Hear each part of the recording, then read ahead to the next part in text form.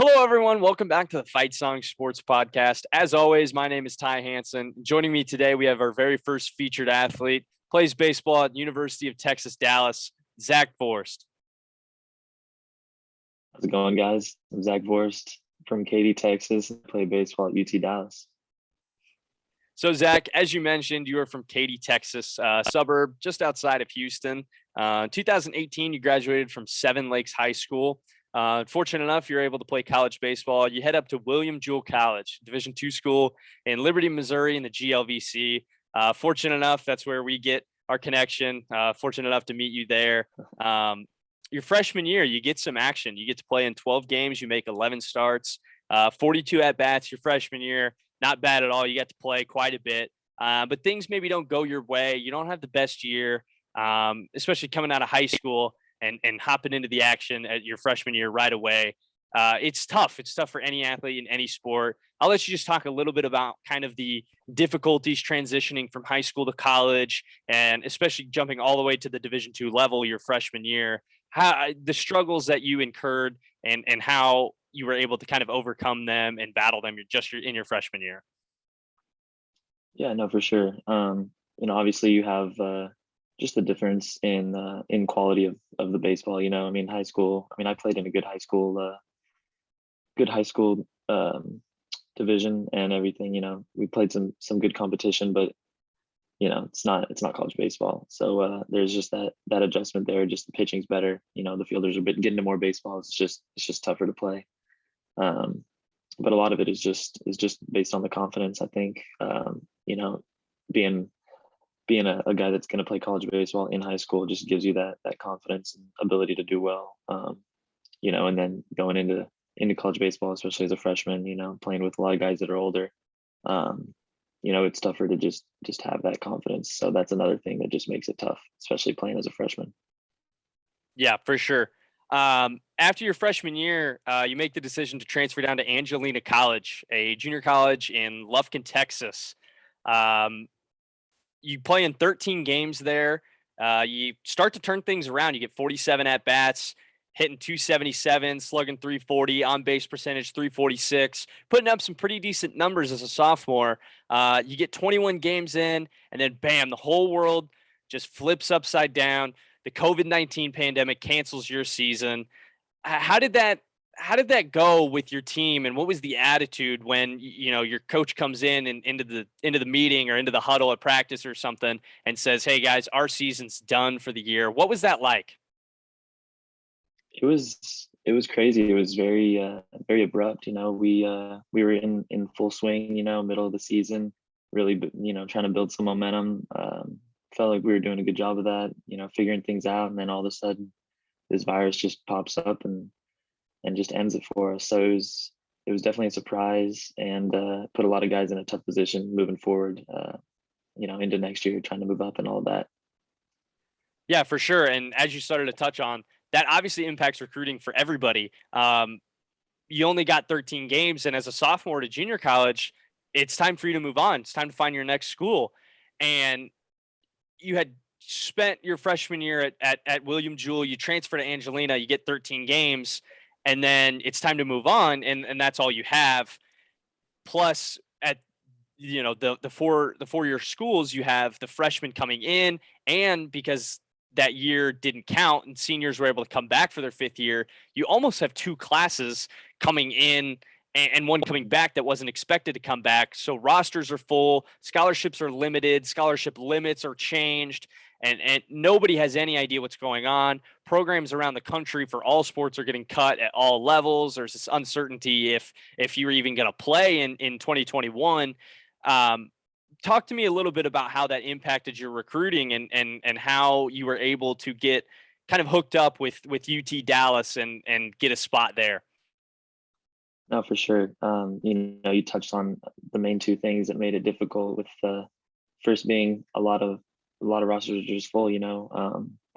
Like you said, you got seniors that would have been gone coming back because they have that extra year, and then you still got your JUCO guys and your freshmen that were already recruited, coming in. And so rosters are just full, and there's not a lot of teams looking to pick up those extra guys late, like, because they don't need them this year. They have all their guys, all their spots full.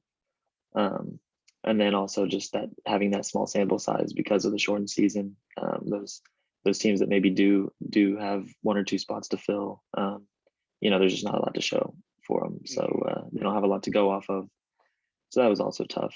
But I was fortunate enough to have a connection between one of my JUCO coaches and one of the coaches here at UT Dallas, and made it here, and it's been awesome so far. Yeah, for sure. You definitely got into a great situation, and you got to show it in 2021. Great season, both on your behalf and the team's. You start in all 42 games. You kind of make the transition to third base and played a lot of DH as well. But earlier in your career, at William Jewell, we saw you at shortstop and second base. But here at UT Dallas, you're playing a lot of third base. Talk to me a little bit about that transition between positions. Well, that actually started at over at Angelina. I played third base. I came in the fall and was working mostly at second base. And then come springtime, just based off of what we had, I got tossed over to third for basically the first time in my career, and took a little getting used to just making that throw across and fielding bunts and all that. So just a little different, but feels comfortable now that I've been there for over a year. So For sure, and especially being an athlete in the middle infield, you can pretty much play anywhere. A little bit of reps, and you kind of get the hang of things, and it's understandable. But 2021, you have a great year. You hit 352, 528 slugging, 447 on base percentage. A phenomenal year for you. And team wise, 30-12, a great season. You win the American Southwest Conference tournament. You guys get a regional bid and you head up to Collegeville, Minnesota. You yourself, an honorable mention, All-American Southwest Conference. A great year, both you and team wise. Talk to me a little bit about how you started to turn the corner, just yourself, and you may have struggled a little bit earlier in your career, but last year you really started to figure things out. Talk to me a little bit about that and how fun that was. no, it's definitely more enjoyable having success. In college baseball. I'm sure any sport would agree with me there. But yeah, I think just having more and more at bats under my belt, even though I didn't have any full seasons. Having those two I guess shortened seasons, at least for me, accumulate up, and I finally had seen more pitches. I'd been in college for a few years. I kind of know, more comfortable in the box, just knowing kind of how guys are going to pitch you and all that. So it was just a combination of things, and just mostly the experience, I think, that helped me excel more than in prior years. Yeah, for sure. And you were a key part of a very, very good team. As I mentioned, you guys win your conference tournament. You get a bid to the D3 regionals to head up to Collegeville, Minnesota. Things maybe don't go your way. You're able to get one game up there, but ultimately eliminated just before the World Series. A great season, and talk to me a little bit about the kind of playoff baseball environment and how that changes between the regular season and the conference tournament, and then even into regionals. Yeah, I mean, obviously every game's important, especially just trying to make it to a regional, and winning the conference is important, winning the tournament's important, and then even those midweeks are important. So you don't win the conference, looking to get one of those at-large bids.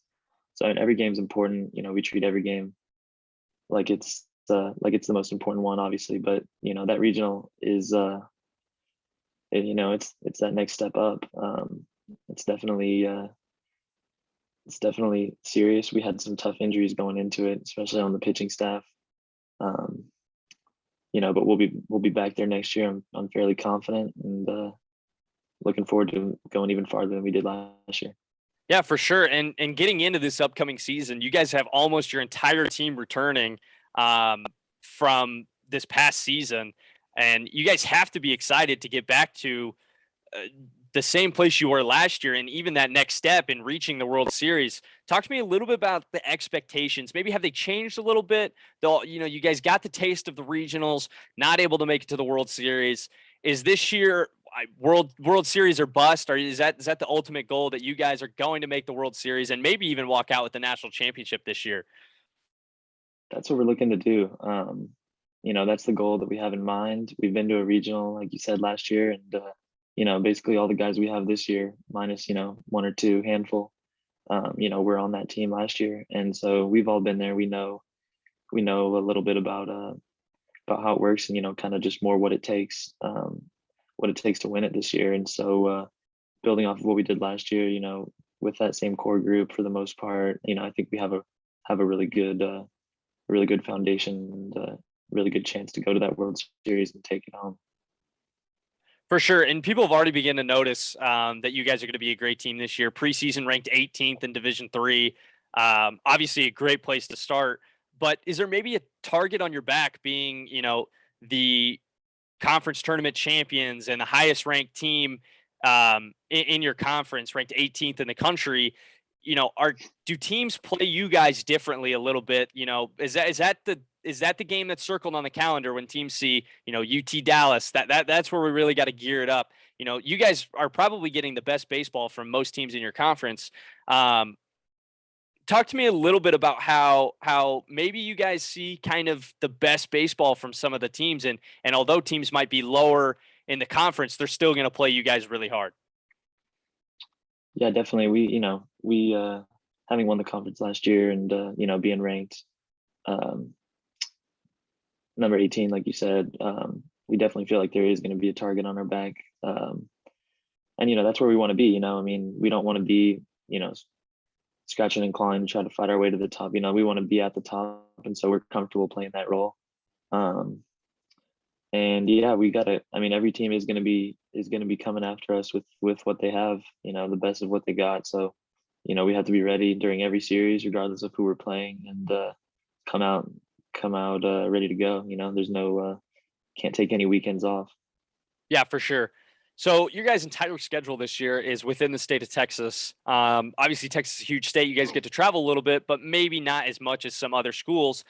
Outside of, you guys get to take a trip to Florida. March 11th, you guys head down to Florida. Talk to me a little bit about that and how, although it might be a little bit of a vacation, you guys still have to take care of business. And how excited are you for that?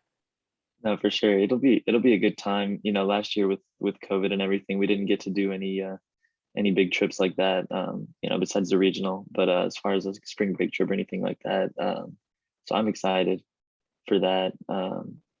It's already cold down here. We're looking to get some snow this coming week, so I'm sure it'll be a nice change going down to Florida. Get some nice tropical weather going and play some good competition while we're down there too. I think we play University of Washington out of St. Louis, and they should be pretty good. So it'll be cool to see how we stack up against them. Yeah, for sure. And as you mentioned, you're getting to play some different schools, some schools outside of your conference. And because you guys get to go down there, you get to play schools from all over the country and see Division III baseball from, all around the United States. The teams that are good in your conference, are obviously very good, but you're getting to see some good teams from some other conferences as well. That'll be good. I think you guys will enjoy that, and I'm sure the whole team is looking forward to it. But we got a little bit of trivia about you and the University of Texas Dallas team. So we'll get into that here, and we'll see what you know. So we got three questions for you. We'll start with the first one here. March 22nd, 2019. What is the significance of that date in your career? March 22nd, 2019. 2019. All right. Was that my first college baseball game ever? That is not. That is very close. It is your first college hit, which came against the University of Southern Indiana. Okay. You did go over in your first college game, unfortunately. So it is not the same date. I did. So heading into our second question here. In 2021, you led the team in which offensive stat? Ooh, which offensive stat?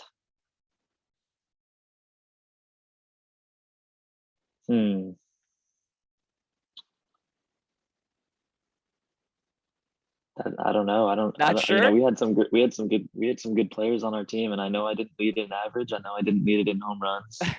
Pretty sure I didn't lead it in doubles. Did I lead in singles? I'm not sure about singles, but You led the team in hit by pitches.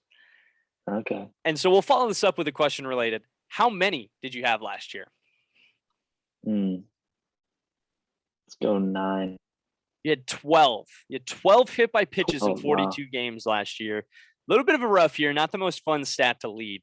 Couple bumps and Yeah. bruises. We'll So take them. heading into our third question here. This about the UTD team as a whole. How many times did you score 20 or more runs in 2021? 20 or more? 20 or more. 3? 4. 4. 4 times, which is incredible. To even score more than 20 runs in a game one time is incredible. To do it 4 in a single season is mind-blowing, and I just shows how good of a team you guys had, and with everybody coming back, how good you guys will be again this coming year. So heading into our next section, we've got 10 questions for you here. We're going to go quick fire, short questions, get to know you a little bit. I'm going to set up a timer for 30 seconds, 10 questions. We'll see how many we can get through. So you ready? I am. Okay, we've got 30 seconds on the clock. Here we go. Favorite pregame song? Ooh, Black Betty. Home game or road game? PlayStation or Xbox? PlayStation. Hot or cold game? Hot. Pick one. Push, pull, legs. Push. Favorite place to play on the road? Concordia had a nice place, nice field. Okay, time's up. We'll get one more question in. Favorite UTD uniforms? Ooh, we're not known for our unis. I'm gonna have to go. We got some new ones this year, so I'm hoping it'll be our new whites. I'm hoping those will be the new my new favorite. New home uniforms we'll get to see this year. You should get to see them. That's good. That's good. Well, Zach, that's all we got from you today. Thank you very much for joining us. It's a pleasure having you. Got to learn a little bit about you and your career. A big year coming up for the Comets. You guys open your season February 11th at Laterno in Longview, Texas, which I believe a conference game right off the bat. Right off the bat, yeah. Games begin to matter. That should be a really, really good one. Well, as always, Zach, thank you for joining us. It was a pleasure having you today, and we're looking forward to see what you guys can put up in the 2022 season. Appreciate it. Thanks for having me on. So thank you guys for watching. We appreciate you guys tuning in and getting to learn a little bit about Zach. So we'll see you guys next time. Thank you.